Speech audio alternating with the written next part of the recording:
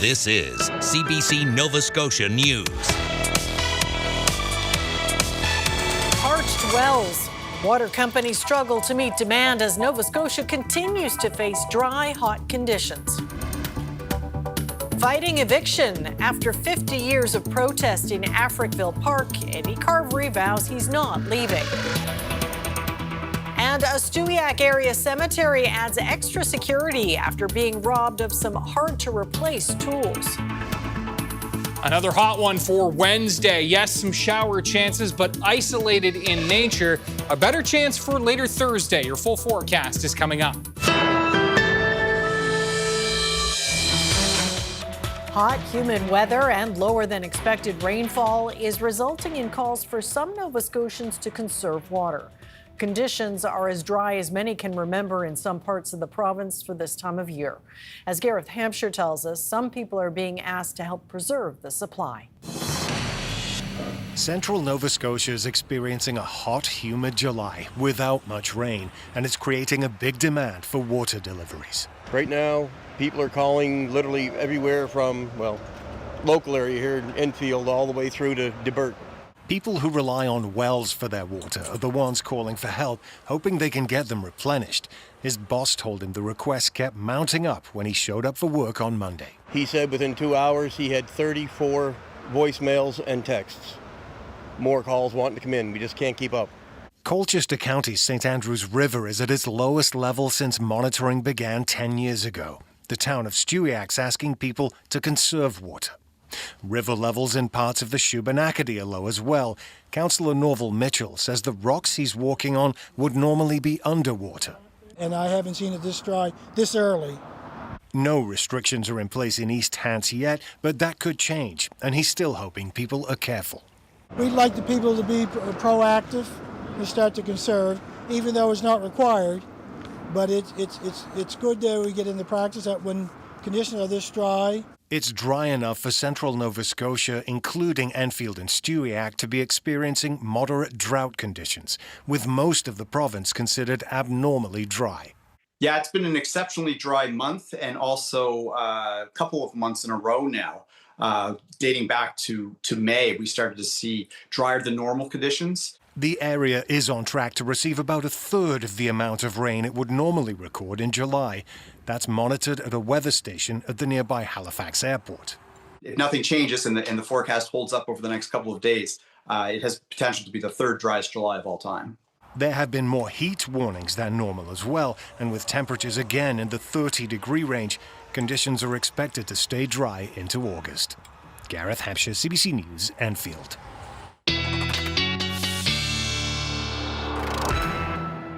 And Ryan's got a first look at the weather, and boy, oh boy, we really do need that rain, don't we? Yeah, just to piggyback on Gareth's story and show some of these numbers in terms of how dry it has been. This is a maritime-wide look, but we should be looking at 80 to 100 millimeters of rain for the month of July.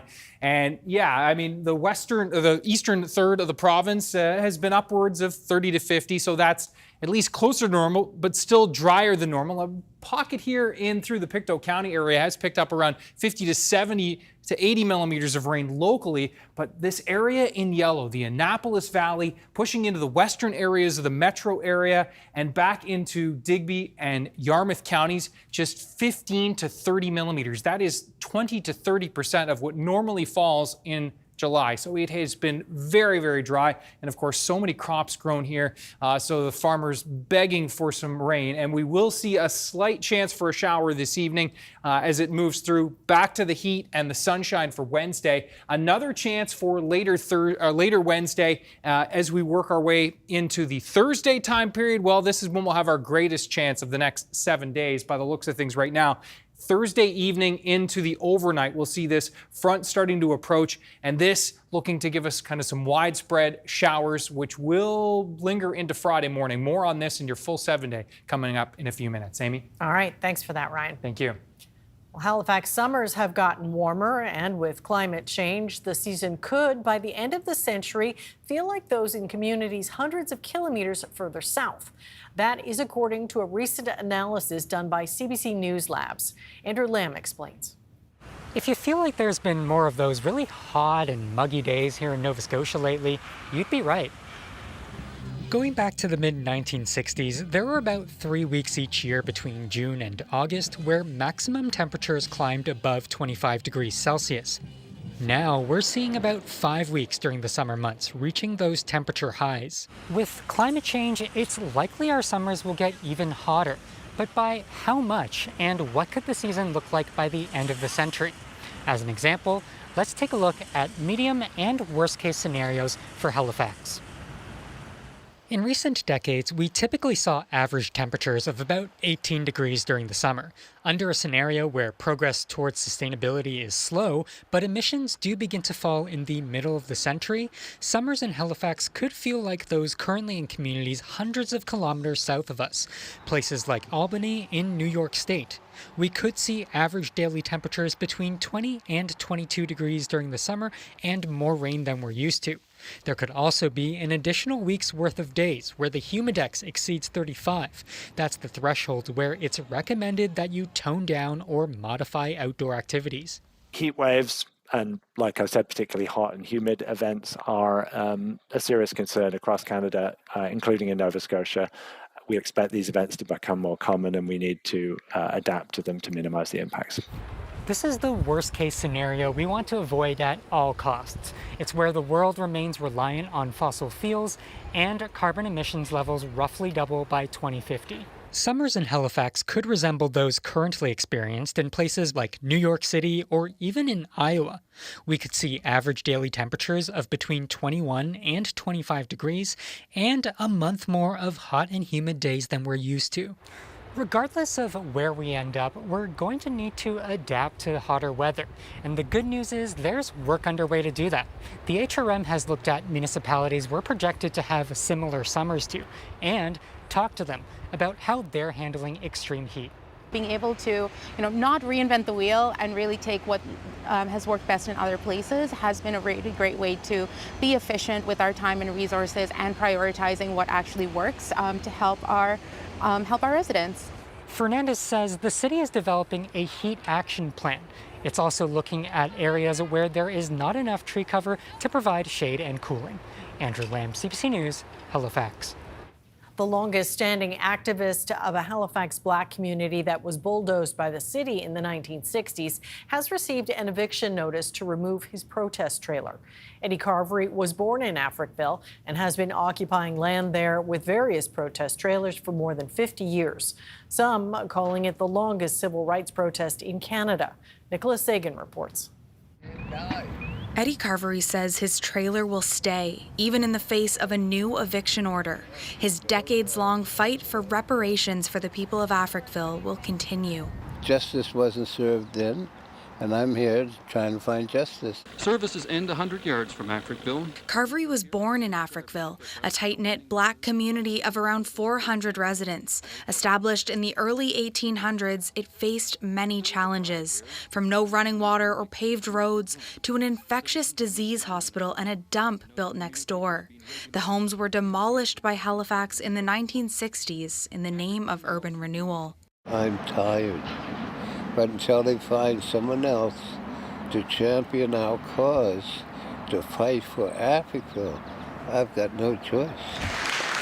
In 2010, the city gave former Africville residents an apology and a $3 million trust, but no individual compensation. Carvery rejected the settlement and refused to leave the property. Now, the eviction notice from the Heritage Trust that owns the land and runs the nearby Africville Museum, followed by a ticket from the municipality, threatening Carvery's life's work, prompting this demonstration in support. The Africville Heritage Trust Society declined an interview request and sent a statement written in early July, saying Carvery's trailer isn't owned by the museum and can't be held to its standards, and it must be removed for the safety of community members, staff, and visitors. But Carvery's grandson believes the eviction is to make room for a bigger parking lot. How did we get here? How as a society, how as a city, are we letting this happen to a man that's dedicated his life peacefully for something that everybody knows was wrong? Halifax Mayor Andy Fillmore also declined to be interviewed, but a spokesperson says Carvery's ticket is cancelled, and Carvery says his fight goes on. Nicholas Sagan, CBC News, Halifax. Mi'kmaq chiefs and a senator are calling on two levels of government to address poverty in Eskizoni First Nation.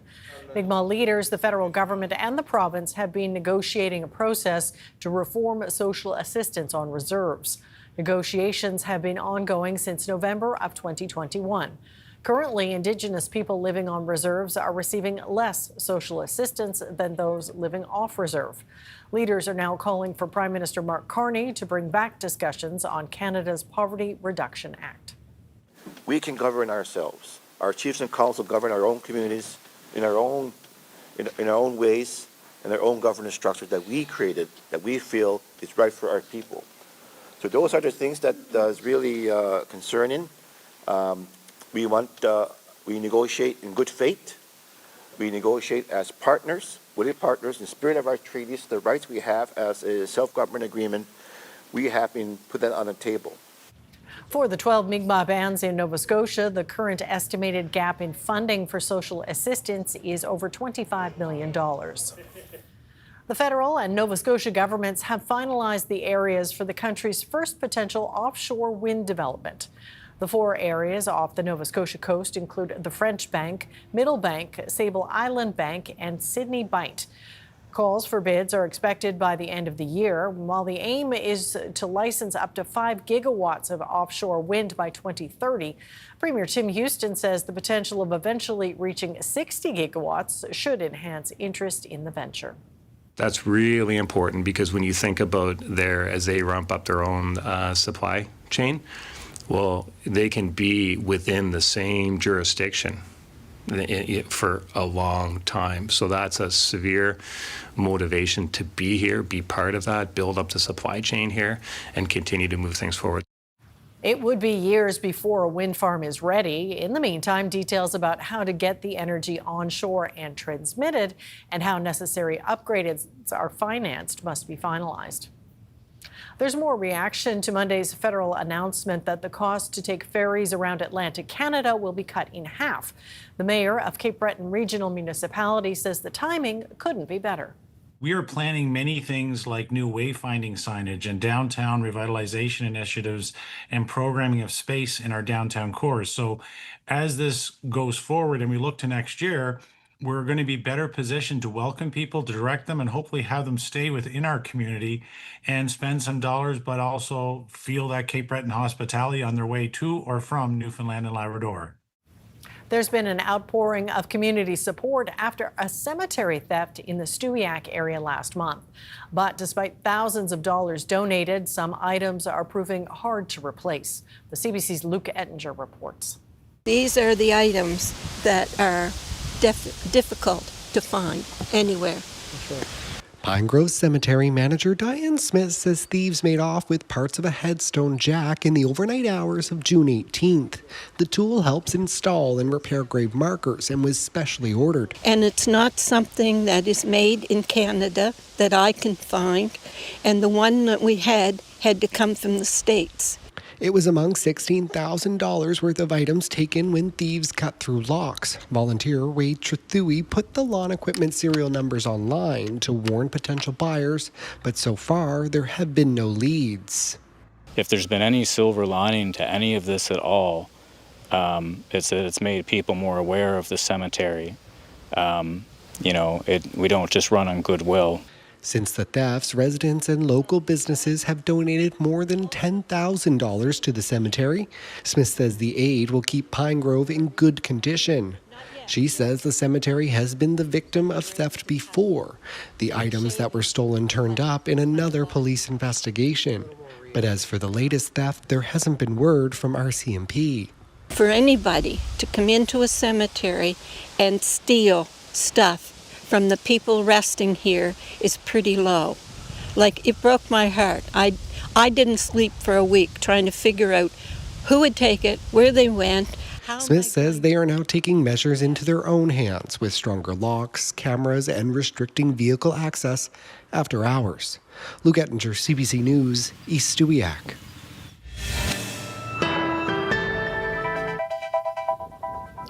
Look at lovely La Have. Ryan is up next with the full weather forecast. We will see you on the other side of the break.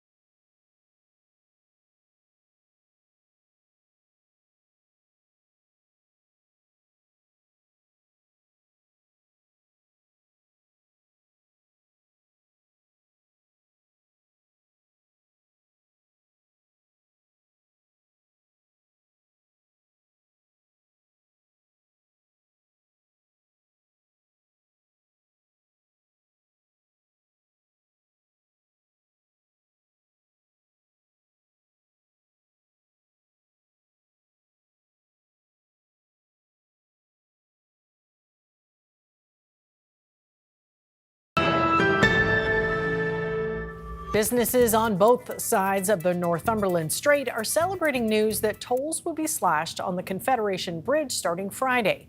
But the man who started the campaign to get tolls cut said it took far too long.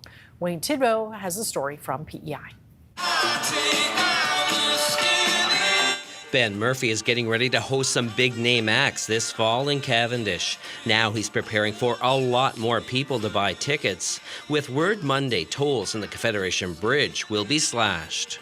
Anytime anything's cheaper, it'll drive more business, and I think it's tremendous news for Islanders because obviously we're back and forth all the time, but just for PEI Tourism, especially August 1st, it's just such an incredible announcement. And I think for the festival side of things, like I already seen comments, it's like, oh, I can get a t-shirt at the festival now, and just like, so, you know, it's a mindset too. And the costs of the bridge and the ferry Tolls on the Confederation Bridge will be cut from $50 to $20. Taking the ferry will also be a lot cheaper. We're now having a bridge up to $5 billion, totally paid for by the taxpayers of Canada, totally paid for by the government of Canada, and no tolls. Well, good for them, but what about us? That was Percy Down 10 years ago. He launched a decade-long fight to get the bridge tolls cut. Today, he's happy it's happening, but he says it took far too long. It was 10 years. So over those 10 years, islanders collectively paid millions and millions of dollars on tolls. I heard constantly from families who had children in Halifax, one parent with a child, the other parent going back almost every weekend, some cases 2-3 times a week. It was the unfairness of it that captured islanders' attention. Businesses on both sides of the bridge say they'll see benefits. I believe that it will help the total numbers of visitors on both sides of the bridge. New Brunswickers going to PEI, as well as islanders coming to visit the province and vacation here more often with this reduced toll for sure. And you just have to stand the parking lot of Costco and other retailers in Moncton on a weekend to see how many islanders make the trek across the bridge to shop. Cutting tolls will also help businesses' bottom line. Murphy's parent company owns a brewery and a series of restaurants across the Maritimes. Everything that we receive comes across that bridge. Everything that, all the beer and clotting tides that we ship outside the island goes across that bridge. So I think there's the business community on PEI is just as happy as anyone, I think, because eventually that cost savings will translate to us.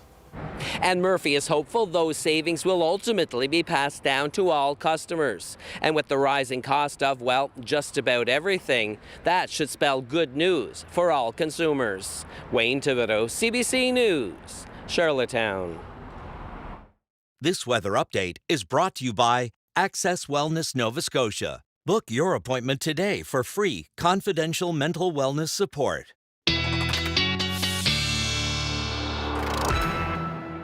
And Ryan's back with his full forecast. Okay, we were talking earlier about just how dry it is, but a glimmer of hope for at least some showers, right? Yeah, that's right. It's not going to be what we need, where it's going to take time to get to build back. But really over the next 7 days, the greatest chance is for Thursday night in through Friday morning to get at least something noteworthy beside a few clusters of showers and a few rumbles of thunder here and there, which there is the chance of over the next 24 to 36. Have a look at our webcam shot for tonight, and this is beautiful Chester. Gorgeous. Yeah, great evening in Chester, and thanks to Nova Scotia webcams for this shot. And yeah, in Chester and along that Atlantic coastline today, we did at least feel some relief from the heat. 13 at Western Head right now. Hello, sea breeze. And yeah, those ocean temps are still pretty chilly there, but 32 in Kentville, 29 at the Caribou Point Station at Pictou there, and 30 at Ingonish Beach. Have a look at the dew point values. It's been getting pretty sticky today. For the most part, south of that 20 that we so often reference for when it really feels oppressive, but it's pretty humid out there across the board. And so humidex values today have been firmly into the low to mid 30s, and even at times today squeaking up towards 40 in the valley earlier this afternoon. We've been seeing a couple of isolated showers in through the Stewiacke area earlier, and then out towards the North Shore and the Antigonish area. Secondary line here that I think will at least bring another chance for some of those showers this evening for the northeast and into Cape Breton, but they're very isolated. This is the front we're watching to bring at least a better chance, and then a system that's going to be this low here is going to track to our south and will at least tap into it, like on the northern edge, and hopefully squeeze out every last drop we can for Thursday night into Friday. You can see temperatures across Canada right now looking more summer-like than they were this time yesterday.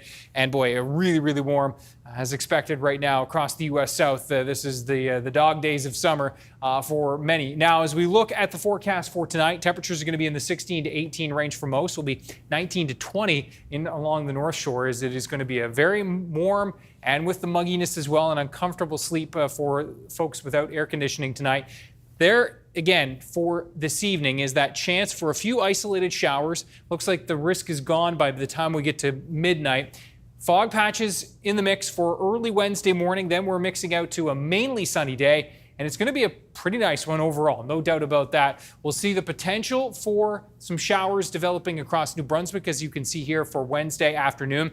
A slight risk for some development across Nova Scotia into the afternoon, more so than what this model is showing. Some of the others, including the Canadian model, Cape Breton, the North Shore, and back into the valley. This is where we'll have the chance into the afternoon, but a greater risk into the evening as that front does start to approach. Still, I think it's going to be overall an isolated risk. Temperatures ranging between about 24 and 28 or 29 degrees, warmest temps in and around the Bredor Lakes area for tomorrow. Cooler in the sea breezes up towards Cheticamp and Ingonish. Sea breeze set up for the Guysborough County area, and a light sea breeze for the North Shore tomorrow. So while I do think temperatures will still flirt with 30 for places like Antigonish and New Glasgow, right along the coastline tomorrow, it will be at least feeling some relief if your feet are in the water. Tatamagouche near 24, Parsboro near 25 tomorrow, Truro back near 30, Halifax 27, but cooler in and along those coastal areas. And looking at that Kedzie Park, likely to be one of our hotter spots for tomorrow yet again, with a temperature of 31. Now, as we look at the Thursday setup, mostly cloudy skies, a few isolated showers ahead of this system possible, but the greatest risk again is going to be into the evening and the overnight. So we'll see a slight risk here, as I said, in the first half of the day, better chance moving in later in the day to the south and west. Note those temperatures, cooler, low to mid 20s. And then here we go with this front that's going to, at least, or the northern edge of the system that's going to come up and clip the region. And then it's gone again. That's the unfortunate part. This is not going to hang out and linger. That's what we really need. Note the muggy meter crashing for Thursday and staying pretty summer sweet. So at least there's some good news there. Not only are the temperatures cooling off, the mugginess is dropping, so some relief for the plants and our vegetables, at least from the warmest of temperatures for Friday into Saturday, climbing back up for Sunday and into Natal Day on Monday. So yeah, definitely we'll take little positive tidbits wherever we can get them here in the 7-day forecast. Yes, we'll find them where we can. Yeah. All right. Thanks, Ryan. Thank you. Coming up, we speak with CBRM Mayor Cecil Clark about the impact of cutting Marine Atlantic fares by half.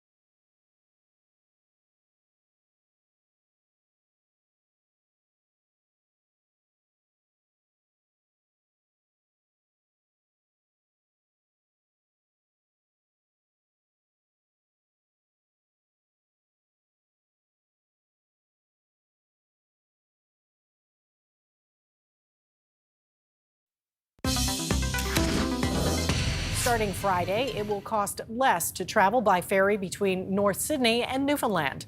Prime Minister Mark Carney announced Monday he is cutting Marine Atlantic passenger and vehicle fares in half by increasing funding to the ferry service. I'm joined now by CBR Mayor Cecil Clark. So how much of an impact do you think the reduced rates could have on the area you represent? Well, it's already having an impact in a positive way for those that have planned travel this summer, Amy, and people are excited. They're doing the math. I had one person say their family's going to save $196, and that matters for their travel plans and what they can do.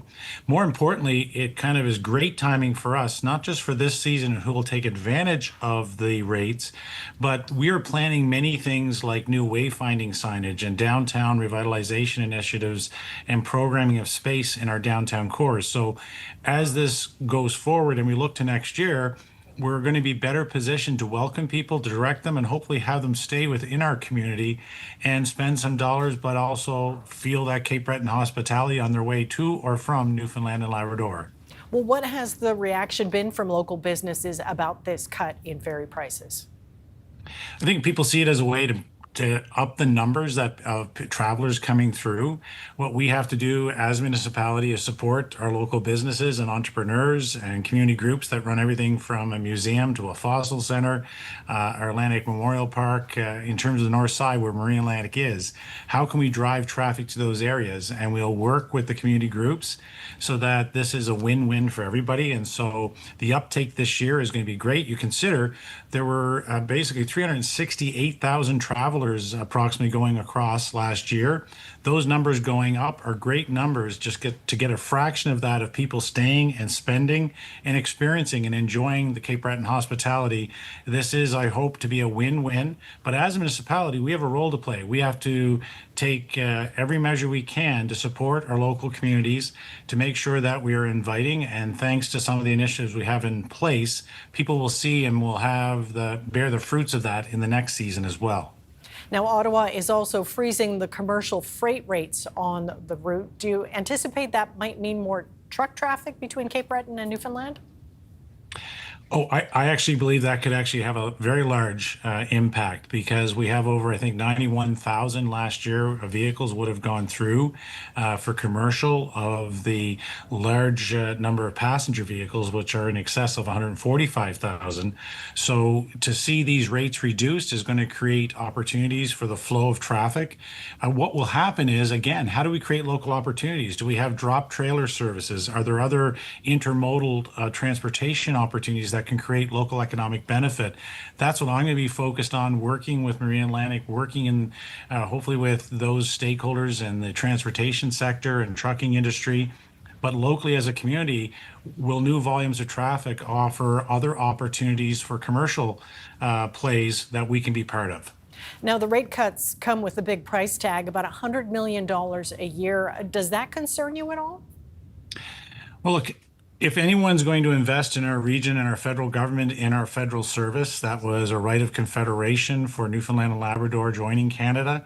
I think we have to look at the economic spin-off and benefits. We as a municipality don't have that type of capacity. The government of Canada does. It's their service. So they have to look strategically of how they engage. And what they focused on was getting more Canadians, both from a traveler point of view, but from a commercial point of view, greater access to Newfoundland and Labrador. And here on Cape Breton Island within the CBRM, we want to make sure we gain as much opportunity as a result of that investment decision by the Government of Canada. As significant as it is, we've got to take advantage of that and create benefit in the CBRM. Now, this comes kind of in the middle of tourist season. Do you wish it had been a bit earlier, or are you okay with that? Look, any good news is good to any day. So we'll take it. We'll make the best of it. But this is a great learning point. We'll be able to take a look at the pre-announcement numbers in the height of summer in the July.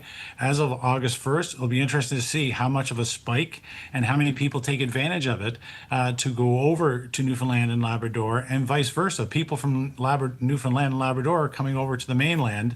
That'll be interesting to look at those stats, but it also allow us to do better planning for next year. And as I mentioned before, on the commercial side, to have that level of dialogue and discussion and make the best of this so it's a win-win and economic prosperity for everyone involved. All right. Well, Mayor Clark, thank you for your time today. We do appreciate it. Thank you, Amy. Coming up, enduring the worst-case scenario. A new UN-backed report suggests the Gaza food crisis has passed a deadly tipping point. And cruel summer. Much of Canada is under a heat warning, putting the country's most vulnerable at risk.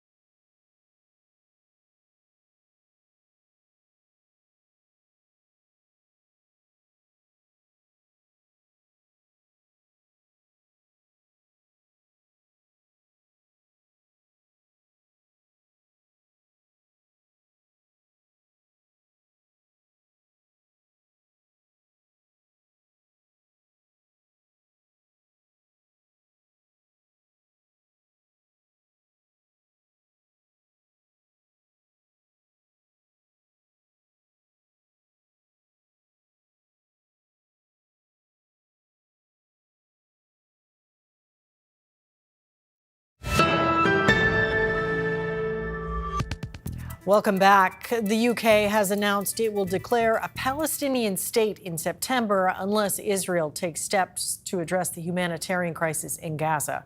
The UK is also demanding that Israel agree to a ceasefire and commit to a long-term peace process. This comes as a UN-backed monitor warns that, quote, widespread death will take place unless immediate action is taken. It says Gaza has been teetering on the brink of famine for 2 years. The IPC says Israeli blockades are making the situation more dire. Also, much of the aid entering Gaza has been hoarded by gangs and merchants and sold at exorbitant prices. That is according to the Associated Press. Officials in the Hamas-run territory now say 60,000 people have been killed in the 21-month war. It started when Hamas militants attacked Israel, killing more than 1,000 people and taking hundreds of hostages. A gunman killed 4 people when he opened fire in a Manhattan skyscraper Monday night. One of the victims is a police officer. It is the deadliest mass shooting New York has seen in 25 years. The CBC's Marianne Demain has the latest developments.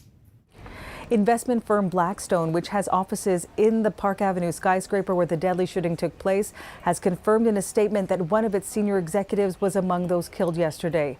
In the statement, they identified that worker as Wesley LePatner, a married woman with children who they describe as brilliant, passionate, warm, generous, and deeply respected within the firm and beyond. The other person who has been identified as one of the people killed yesterday is an NYPD officer, 36-year-old Diderul Islam. They say he was married with 2 sons. His wife isn't expecting their 3rd child.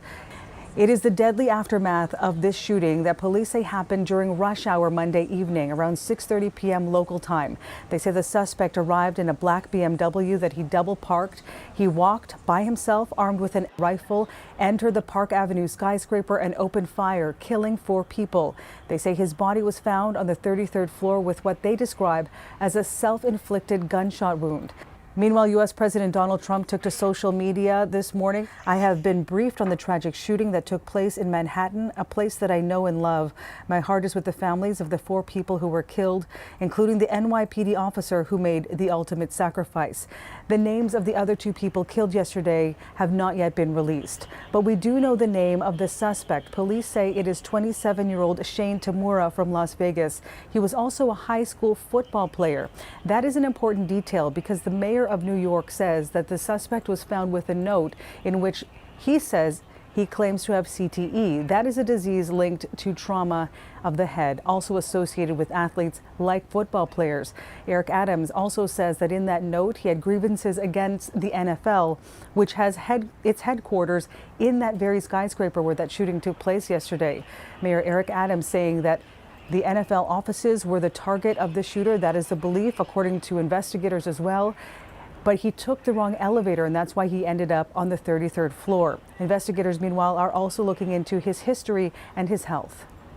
In a memo to employees, the NFL commissioner told those who work in that office that one person from that office was injured in the shooting and is now in stable condition. The NFL Players Association has sent their condolences to those who were killed. Marianne Demain, CBC News, Toronto. Russia has launched a deadly airstrike in Ukraine a day after U.S. President Donald Trump threatened new sanctions and gave Vladimir Putin a new ultimatum. The worst of the strikes was on a prison in Ukraine's Zaporizhia region.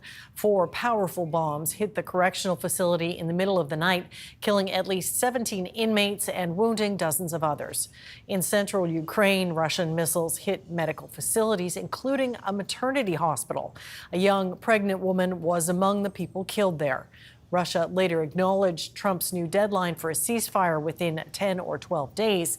But saying military operations will continue until there's a settlement.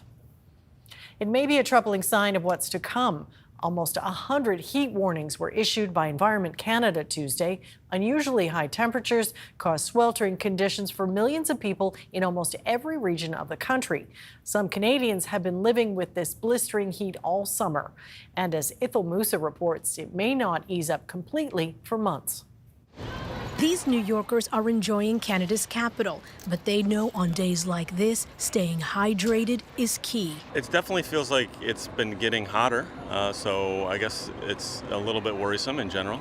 Temperatures reaching well into the 30s, with the humidex in parts of Ontario making it feel hotter than 40 degrees. And the heat is stretching far beyond this province.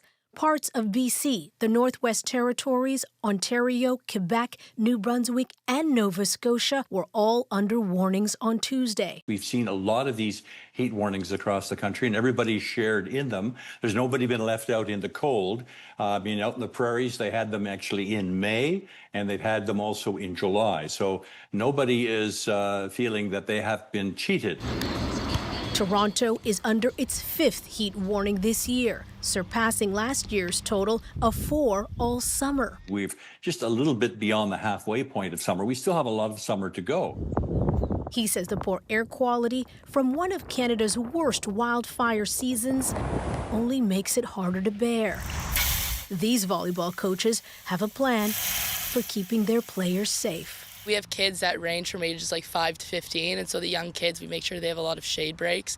And we have 6 coolers behind us right here, and they're done by 12 o'clock, so we have to fill them up again in the afternoons. Parts of southern Europe are also sweltering under extreme heat, with wildfires burning in Greece and Turkey. And in the U.S., more than 150 million people are under heat alerts, mostly in the eastern half of the country. Extreme heat can cause pre-existing health conditions to get worse, and these 30-plus degree days could last well into the fall.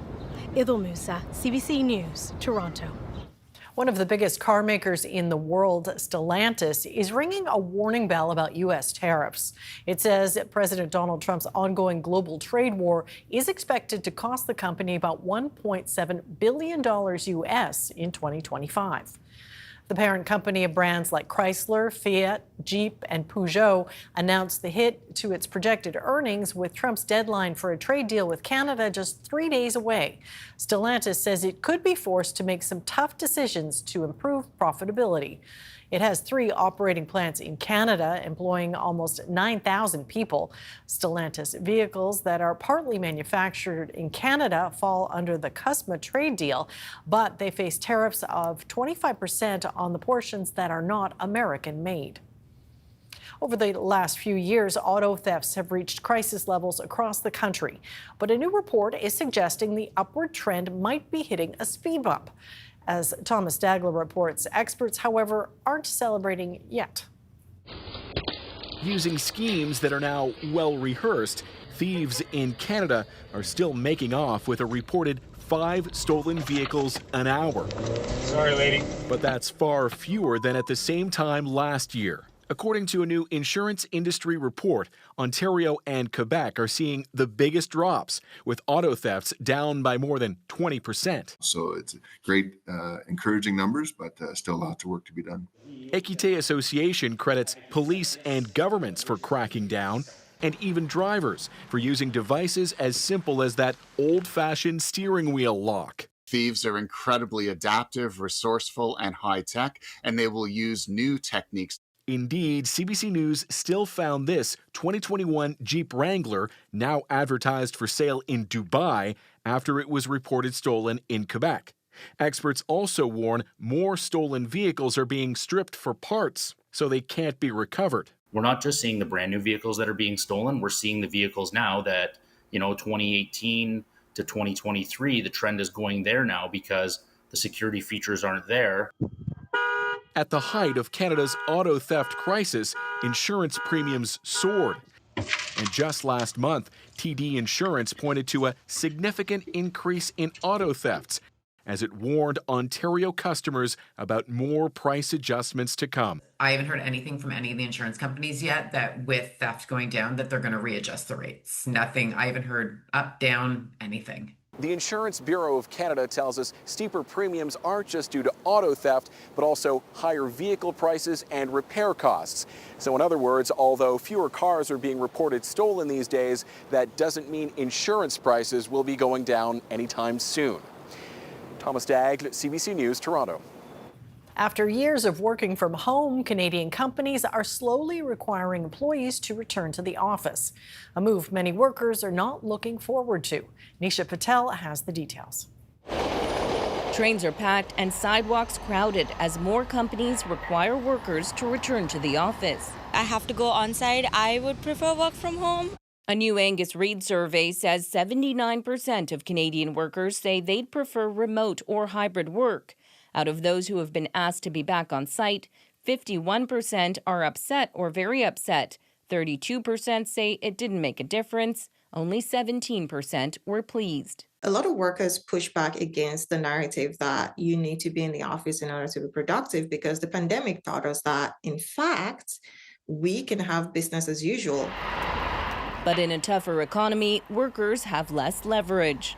There is more opportunity for employers to sort of compel workers to do what the organizations want. 4 of Canada's big banks are reining in remote work. Employees will need to work from the office 4 days a week in the fall. Starbucks, too, its CEO telling staff, "We are reestablishing our in-office culture because we do our best work when we're together." And Rogers is reportedly asking workers to be in the office full-time in the new year. If you are recalling your employees, you do need to give pretty substantial notice. This lawyer says workers need to take a close look at their contract if they're unhappy with return to office mandates. If the term is in your contract that this is a fully remote position, it's clear. Your employer can't change that term of your employment. Workers have been vocal about the benefits of hybrid schedules, saving them time, money, and offering some work-life balance. I think if you're a professional and you're objective-driven, then it's much better that you give people the flexibility to be where they work the best. While the tides against working from home may be turning, workers will likely find it tough to give up. Nisha Patel, CBC News, Toronto. A rare grizzly bear attack has left a BC man with serious injuries. He underwent surgery and is expected to recover. As Georgie Smythe reports, quick action by his wife may have saved him from much worse. Popular riverside trails are now no-go zones after a frightening grizzly attack near Creston, a town close to the US border in BC's southeast, where husband and wife were e-biking Saturday afternoon along a network of paths in a valley. Locals say the town's mayor. They came around kind of a blind corner and they were right on those bears. The bears were on that trail. And the attack happened very quickly. Thankfully, the woman was prepared and fast to react. She saw a bear run past her, and then she heard her husband yelling, and she came upon the other bear attacking her husband. So she used bear spray on both bears. First, the bear that ran by her, and then secondly, to just help stop the attack. The man was moved to this hospital where he got surgery for significant injuries. Every year, British Columbians call in grizzly encounters by the hundreds. Numbers fluctuate, but serious attacks are uncommon. In this part of the Kootenays, the grizzly population has grown after conservation efforts. Education, like how to use bear spray, is key, say those working to keep bears and humans apart. And we want to make sure as we develop and grow that we are aware of how to deal with such situations and are aware of when we go for a cycle or go for a walk, what should we be looking out for and how do we prepare? This attack brings that home for residents. Sometimes I don't make sure that I have my bear spray, but I will be now. Yeah, always be aware. You have to be aware. We live in a forest. When I'm hiking, sometimes I sing out loud or something, but yeah, that'll send any bear running the other way. Conservation officers say it's likely the couple startled the grizzlies and that the attack was defensive, so the bears will be left alone. Georgie Smythe, CBC News, Vancouver.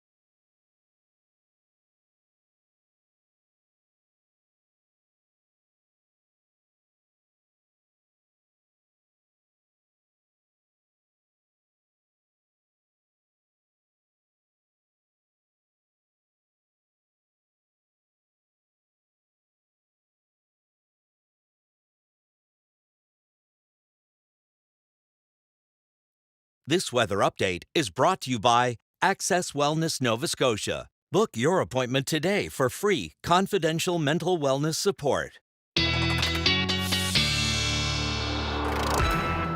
All right. Yesterday, we were talking about how full the inbox is for your photos after being away on vacation for a couple of weeks. Some good ones in there, too. Yeah, right? and more today. Yeah. So it's, again, we'll try to get, of course, one really nice one on. They're all really nice, of course. Have a look at tonight's entry.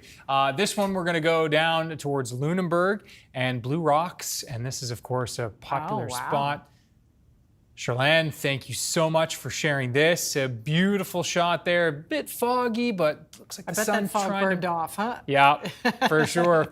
And the fog will be in the mix at Blue Rocks and in through Lunenburg County again on Wednesday morning. That will mix out as we move throughout the morning. Chance for an isolated shower and in the afternoon for mainly Colchester, Cumberland, the North Shore, and into the valley, and Cape Breton as well, that northern part of the province. The greater risk will be Wednesday evening after supper time as that next frontal boundary starts to approach. Now for Thursday, we're going to continue to see at least a chance for isolated showers, but Thursday looks like generally kind of a cloudy day with the greatest chance for showers moving in for Thursday night. And here's the timeline of all this. So there are those isolated risks for Wednesday and those little blips of green, and we hope that they'll all hit where they need to.